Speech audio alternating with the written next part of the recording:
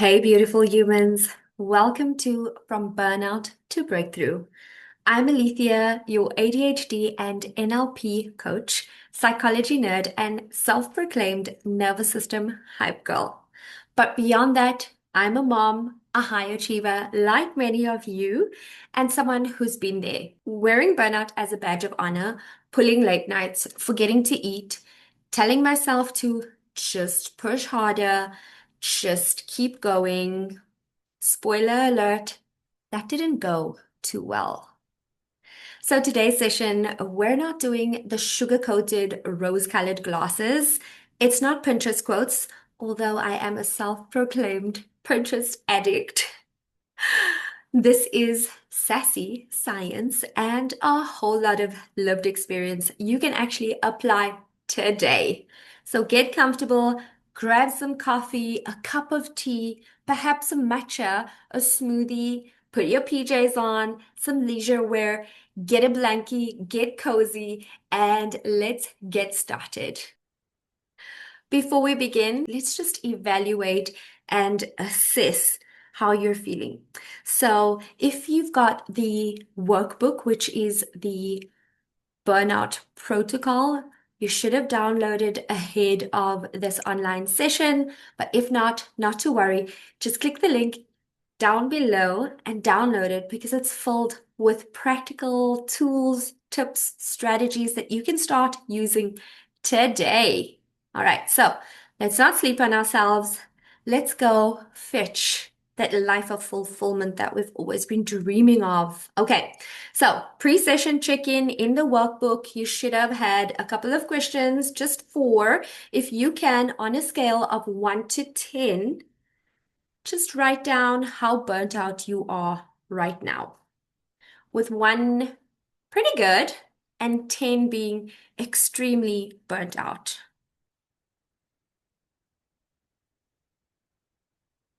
Take a moment to think about it and then just write down 1 to 10.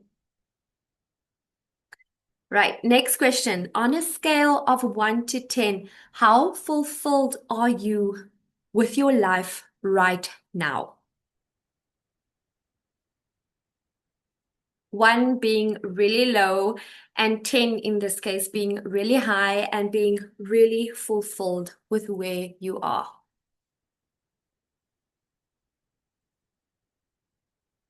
All right, great. Now that you've written that down, let's move on to the next question. 1 word to describe how you're feeling today. If it's tired, if it's stretched, if you're excited, energized, whatever it is, write it down. Don't be shy. Don't be scared. 1 word, write it down. And then the final question, just before we move on and dive right into why we're all here, let's set an intention for today's session.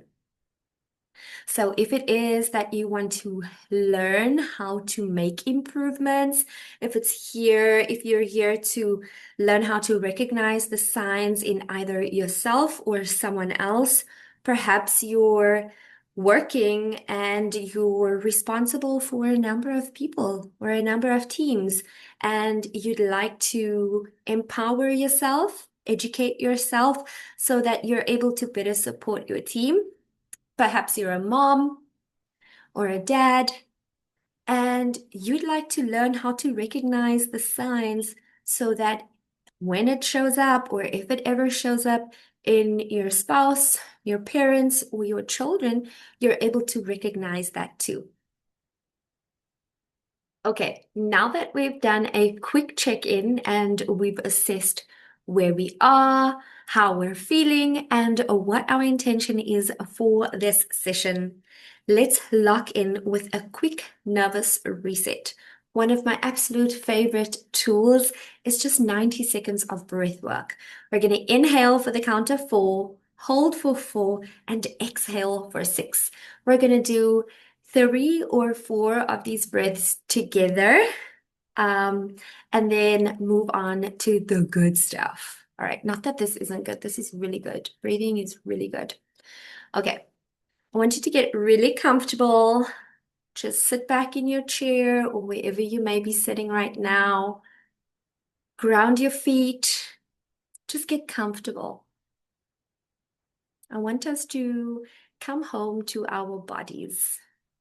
I know it's the final quarter of the year. Perhaps whenever you're watching this, it could be the beginning of the year, or maybe you're mid-year and you're creeping into financial year end and you're experiencing that burnout. Some of you have perhaps just wrapped up crazy big deadlines. Some of you are hustling through work, studies, and responsibilities that just never seem to end. And some of you are juggling 9 to 5s, your side hustle, school runs, exam preps. And let's be real, a lot of you have been running on empty, surviving instead of thriving. So for the next 90 seconds, I want you to give your nervous system a gift. Presence, stillness, breath. So let's start together. Sit tall, but relaxed. Close your eyes if you feel comfortable and it's safe to do so. And just soften your gaze if possible. And if you feel comfortable enough to do that, please place one hand on your chest and the other on your belly. Now, on the count of 3, we are going to breathe together. 3, 2, 1.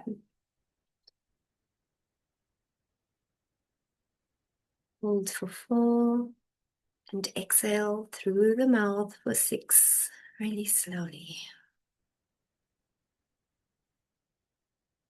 Again, inhale, hold, and exhale. One more time, and as you breathe, imagine the tension leaving your body like smoke. Inhale light, hold peace, and exhale the pressure. You don't have to earn rest. You are worthy of it just by existing. This is your time. This is your reset. All right. Now that we've grounded together, let's talk about why so many of us are barely getting through our days. Let's break down what burnout is and why it's not a weakness, it's a warning signal. Okay, let's nerd out for a second. What is burnout? Well, according to WHO, or the World Health Organization, they call it an occupational phenomenon. It's not a medical diagnosis as such, but a work-related state of stress. But here's the real tea. Burnout isn't just about work, right? We know it bleeds into everything. Your parenting, your relationships, your sense of self. Maslach, the OG researcher for burnout on this topic, who's contributed such a large body of knowledge to this topic, says burnout has 3 parts: exhaustion, depersonalization, and reduced accomplishment. So exhaustion, that means the kind of depletion and fatigue that sleep can't even fix. Your tank is just empty. It's running on empty. Depersonalization, this means an emotional detachment, sense of cynicism. So you kind of start detaching, going numb, and perhaps even becoming cynical. Reduced accomplishment, this is kind of like you're failing. You feel like you're failing, even when you're not. It feels like you're being really ineffective. Sound familiar? Yeah, because burnout isn't laziness. It's your nervous system screaming, "Help! I can't do this pace anymore." Next, let's talk about the types of burnout that one could possibly experience. Now, not all burnout looks the same. Let's talk types. First, we've got the overload burnout. You're running at 200%, chasing goals, proving yourself until you crash. Second one is under challenged burnout. Here, you may experience feeling really bored. You feel like you have no purpose. You're stuck in rinse and repeat. Neglect burnout is the third type, where it's kind of rooted in a sense of helplessness. You feel like you've lost all sense of support and structure, and you feel really isolated. And the fourth type of burnout is neurodivergent burnout. This one's big for my ADHD and autistic clients, and even myself. Masking, sensory overload, and executive dysfunction can fry your system faster than people even realize. Which one of these feel most like you right now? Drop it in the comments, drop it in the chat, write it down. Just be really mindful of what it is that you're feeling right now. Or perhaps you recognized a couple of these symptoms or signs in someone close to you. Which ones are you really noticing? Right, then we move on to the relationship between burnout and the brain. Here's the part most people miss. Burnout isn't just in your head. It's literally in your brain and body. Chronic stress equals cortisol overload. That stress hormone hijacks your amygdala, which is your fear center, and shrinks your prefrontal cortex, aka the CEO of your brain. That's the part that controls decision making, focus, emotional regulation. The result, foggy thinking, memory lapses, emotional reactivity. Suddenly, you're rage cleaning the kitchen at 11 p.m. or crying in the pantry over spilt milk. Sound familiar? That's not weakness. That's neuroscience. It also messes with your body. Migraines, gut issues, chronic pain, even mimicking autoimmune disorders. Stephen Porges' polyvagal theory shows us that when your body is stuck in a constant state of fight or flight, everything from digestion to sleep gets disrupted. What's one physical or emotional sign of burnout you've noticed in yourself recently, if any? Write it down or drop it in the chat. Let's talk. The next part of this webinar, we're moving on to the signs of burnout. All right, let's get real about the signs of burnout because honestly, most of us miss them until we're flat on the floor. On the screen, we've got three different kind of areas that burnout can affect or does affect. We have emotional, cognitive, and physical and somatic. So let's look at emotionally what burnout does. Here, you may start to feel irritable, guilty, or just completely checked out. Maybe you swing from rage cleaning the kitchen to not caring at all. Joy starts feeling really distant, and everything starts to feel like a chore. Cognitively, that's your brain saying, nope. Think brain fog, memory gaps, decision paralysis. You sit in front of an email for 30 minutes and still can't hit the send. That inner critic gets louder, and suddenly you're convinced you're failing at everything. Physically, burnout doesn't just live in your head, it lives in your body. We're talking migraines, gut issues, muscle tension, even chest tightness. Your body keeps the score, literally. Or as Dr. Lisa Feldman says, your brain keeps the score, your body is the scorecard, right? So this is where you start feeling like your sleep is getting wrecked. You're constantly stuck in a wired but tired cycle.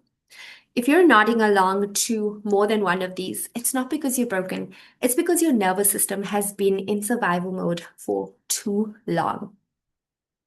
Let's look at what are some of the causes of burnout, because it's never just one thing.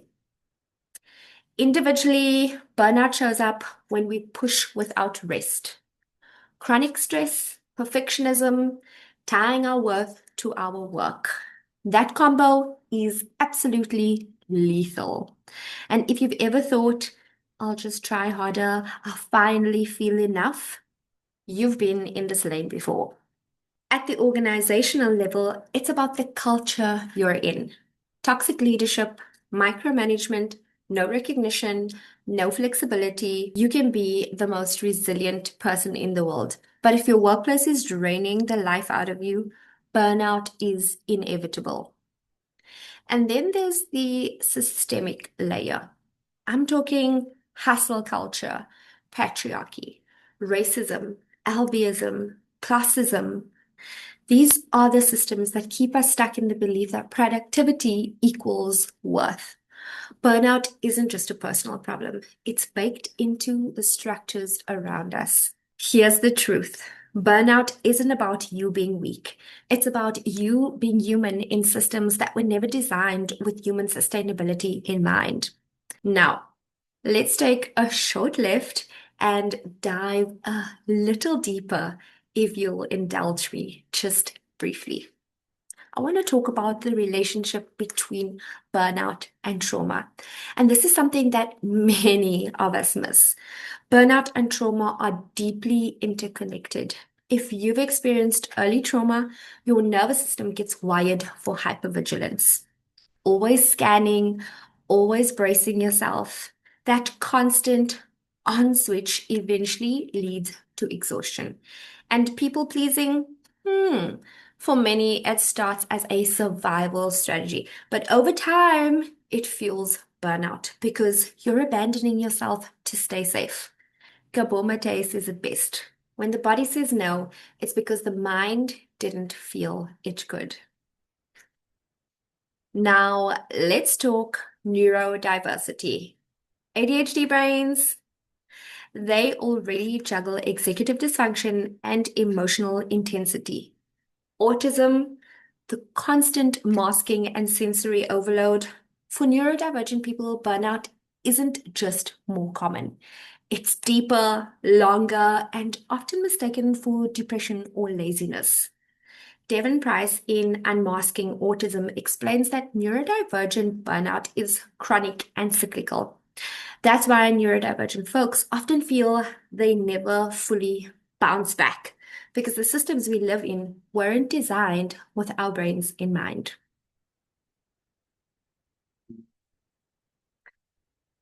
Here's the thing about why burnout often gets misunderstood. To the outside world, it can look like laziness, disengagement, perhaps even depression. But what people don't see is the invisible labor, the caregiving, the mental load, the constant inner pressure. And when neurodivergent folks burn out, it doesn't always look like the stereotype, which is why so many suffer silently. Burnout isn't a character flaw. It's a human crisis hidden in plain sight. Another very important distinction. Burnout is not the same as depression. Depression is pervasive. It colors everything, regardless of the context. Burnout, on the other hand, is context specific. It's tied to your work, your caregiving load, your environment. The big difference, burnout improves with rest and change. Depression needs a different kind of support. Knowing the difference matters because it stops us from mislabeling our exhaustion as a personal defect. Okay, so let's pause for a moment and zoom out on what we've just covered. Burnout isn't just about long hours or being busy. Trauma can wire your nervous system into hypervigilance. Neurodivergence can make burnout deeper, more chronic, and often invisible. Burnout is misunderstood because it mimics laziness or gets mistaken for depression, when in reality, it's its own beast. Burnout has layers. It's not just personal, it's neurological, emotional, and systemic. And until we see those layers clearly, we can't respond with compassion for ourselves or for others. Now that we understand the deeper landscape, let's look at where burnout shows up most in our homes, workplaces, online spaces, and even within ourselves.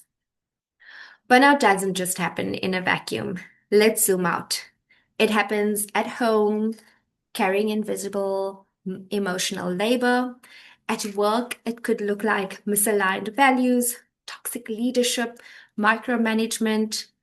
Online, a big one. We see so much comparison, so much hustle culture, and endless hyperconnectivity. Inside of us, this could look like perfectionism, people pleasing, that voice that says, you should be doing more, Alethea.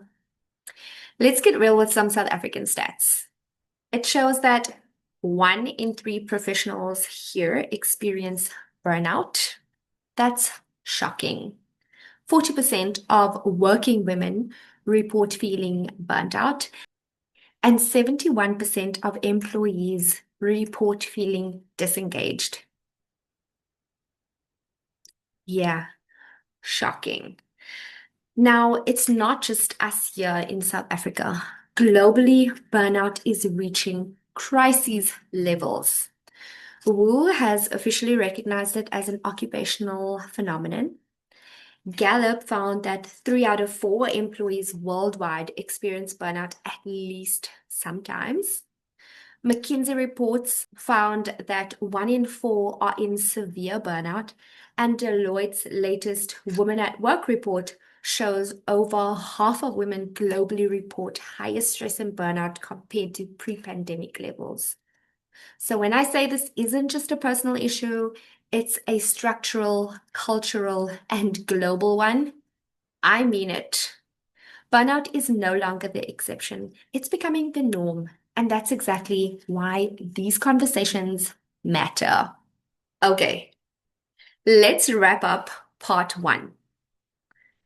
Let's pause and just pull it all together. Here's what we've unpacked so far. Burnout isn't weakness. It's your nervous system stuck in survival mode. It shows up emotionally, such as irritability, guilt, numbness. It also shows up cognitively, where you could experience headaches, gut issues, chronic fatigue, wired at night, but exhausted by day.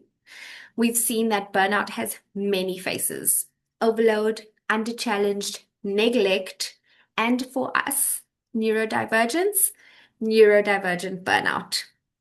We've also explored how trauma primes the nervous system for hypervigilance and exhaustion, how neurodivergence makes burnout more chronic and cyclical, and why burnout is so often misunderstood or mislabeled, mistaken for laziness or even for depression. But here's the difference. Burnout is context specific and it can improve with rest and alignment, while depression is pervasive and requires a little bit of a different treatment program. And as we know, the causes aren't just personal. Yes, there's stress and perfectionism, but there's also toxic work cultures and bigger systemic forces that make us equate productivity with worth.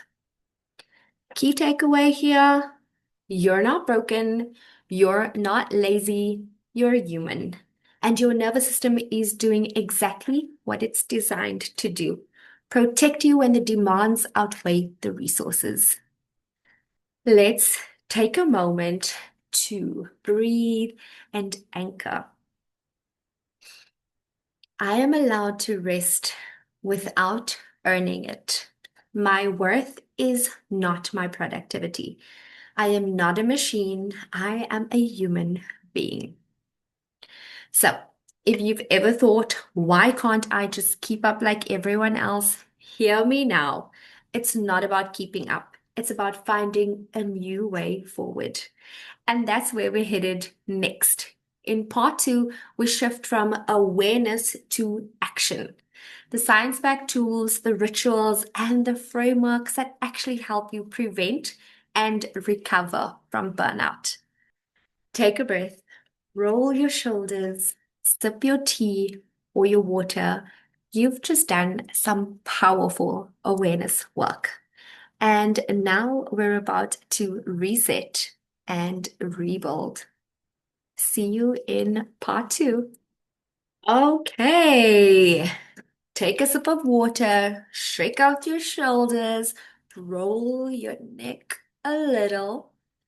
Because now that we've named burnout, unpacked how it shows up, and zoomed out on the bigger picture, we're ready for part two, prevention and recovery. This is where we shift from awareness to action, from surviving to resetting and rebuilding. All right, fam, and now that we've exposed burnout for what it really is, let's talk about the way forward. This is my 5R reset model. Think of it as your step-by-step nervous system roadmap. It's trauma-informed and neuro-inclusive. No toxic positivity, no hustle shaming. Let's dive right in. The first one, step one, recognize you can't change what you can't name. Burnout isn't laziness, it's not weakness, it's survival mode. What's one sign of burnout showing up in your mind, your body, or energy right now? Take a moment to reflect and write it down. Right. Step two, reveal. So let's take a look underneath the hood. What's really happening underneath? Let's look at stress patterns, coping loops, trauma triggers. Maybe you numb out with Netflix. Maybe you scroll until 2 a.m. Maybe you overwork yourself to avoid stillness. What stress response do you recognize in yourself? Is it hyperproductivity, shutdown, irritability? Name it and then write it down. Grab your pen and write it down. Right, let's move on to step three, reframe. Friend, it's not just you. Hustle culture, capitalism, patriarchy, invisible labor, these systems set us up to fail. You are not the problem. The pressure is. So ask yourself, where in your life are you living by shoulds or someone else's script? Think about what you value. What would make you happy? Feel fulfilled. Step four, rewire. This is where the fun starts. Reset the body first, then the mind. Somatic tools, rest rhythms, neurodivergent friendly systems. These are all really wonderful to incorporate. Which reset tool helps you the most? Is it movement? Is it music? Sensory support?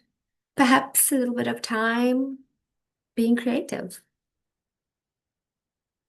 Whatever it is, jot it down.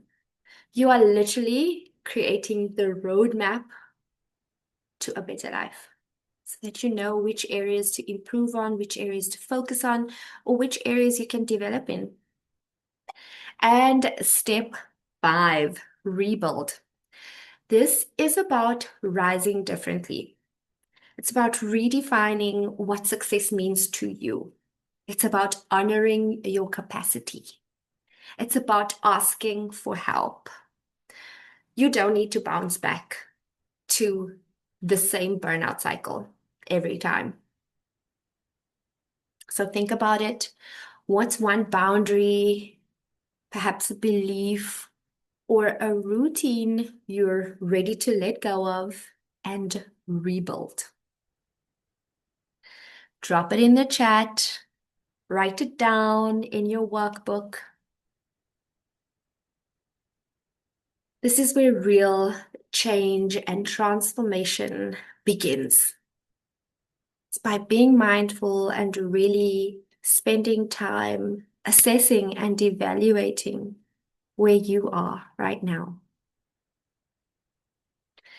Next, we're moving on to the Foundations to Fulfillment framework. This is, for me, the creme de la creme. It's so simple, but it's science-backed and it's so effective and has proven to work with myself, with my kids, with my family, with so many of my clients, and I can't wait to share this with you. These are the 5 pillars that literally saved me. I have experienced burnout not once, not twice, but almost a third time. And fortunately, I don't like to bump my head more than once. The second time I bumped my head, I really took a knock, took a step back, and I assessed and evaluated what it is that caused me to spiral into a burnout for a second time. What were the signs? What were the symptoms? What were the patterns, right? Once you are able to bring that awareness, you're able to recognize the changes that need to be made. So these foundations to fulfillment are not wellness trends. They are your scaffolding. Without them, everything else crumbles. With them, you get sustainable energy, clarity, and resilience. So let's dive right in. The first one is sleep. Sleep is golden. You will hear me say that over and over again. Sleep is your ultimate reset button. It is your nervous system's nightly reset. Your brain literally cleans itself while you're in REM. But burnout wrecks this. Wired at night, exhausted by day, chronic sleep debt equals cortisol overload, brain fog, and endless mood swings. One quick tip that I can give you, protect one anchor. For example, no screens after 9. Lights out by 10:30. Begin with one non-negotiable. Studies show how magnesium glycinate, tart cherry juice, and consistent sleep-wake cycles support REM and deep sleep. Friend, sleep isn't wasted time. It's your power source. Plug in. Pillar number 2, nutrition. This is fueling the brain and not just the body. Your brain is 75% water and burns 20% of your body's energy. So as small as it is, it actually burns up the most or the largest amount of your body's energy. So what happens is when your blood sugar is low, this equals low dopamine, which then equals low focus, irritability, and I hate everyone days. The trick is to eat protein within the first 90 minutes of waking, hydrate like it's your side hustle, and pair carbs with protein or fat. Friend, balanced blood sugar stabilizes your mood, prevents dopamine crashes, and keeps your nervous system from spiraling. Food isn't a reward, it's a strategy for resilience. Pillar number 3, habits. Let's talk habits. I'm talking rituals over routines. Listen, routines are rigid. Rituals are regulating. Neurodivergent brains especially thrive on cues, not clocks. Yeah? The trick is to pick one anchor ritual in the morning. Perhaps it's water, perhaps it's breath, perhaps it's stretching, and then one at midday. So this could be a 3-minute walk, perhaps a screen break for 10 or 15 minutes, and one evening, try journaling, perhaps magnesium tea, perhaps brain dumping, perhaps yoga nidra and stretching. Dopamine is triggered by feedback loops. This is why visual trackers and tiny wins help to build momentum. Habits aren't productivity. They're about protecting your peace and your potential. Pillar number 4, movement. Friends, shift the energy. Movement isn't punishment, it's medicine. Stress literally gets stored in your body. If you don't move, you marinate in it. Here's a quick action tip. Have a dance party for 5 minutes in the kitchen, dancing to Beyonce. Stretch while the kettle boils, or walk barefoot outside for 5 minutes to ground you. Movement boosts dopamine and oxytocin levels, which helps to improve motivation and levels of calm. Even 5 minutes a day helps to recondition your nervous system. Don't think workout, think energy reset. And pillar number 5, emotional regulation. This is your inner anchor. This is actually one of my favorite topics to talk about. Emotional regulation doesn't mean being calm 24/7. It just means having tools to move through big emotions without spiraling completely. Here's an action tip. You can try a 4-7-8 breathing method. Cold water splashes on your wrists or even your face, but if you're wearing makeup, probably not. Or keep an emotional first aid kit close by. I love affirmations, playlists. I've got so many. I love using scents and grounding objects. I love using a weighted blanket, humidifiers with calming scents, and oils. That really helps to ground me. Naming emotions helps to reduce their intensity. Sensory cues calm the vagus nerve. Friend, you don't need to be less sensitive. You need to be more supported. Okay, and just like that, we've reached the end of this webinar from burnout to breakthrough with the 5R reset model and the Foundations to Fulfillment framework. Now, to tie it all together and close it off, let's write down 3 words to describe future you. The version of you who is nourished, rested, fulfilled. That could be happy, healthy, regulated. Now, once you've written those 3 words down and you've defined the future you, let's declare it together. This is my reset. I commit to choosing myself. One day, one breath, one micro win at a time. Remember, burnout prevention isn't about doing more. It's about doing less, better. And if you're ready to take this deeper, I've built a 6-week program called the Foundations to Fulfillment Accelerator Program. That's where we don't just talk about these pillars. We hardwire them into your daily life with coaching, tools, and plenty of accountability. Because you don't need another to-do list. You need systems, support, and science-backed tools that work for your brain and nervous system. Friend, burnout isn't your final chapter. It's your nervous system asking for a new way. And today, you found it.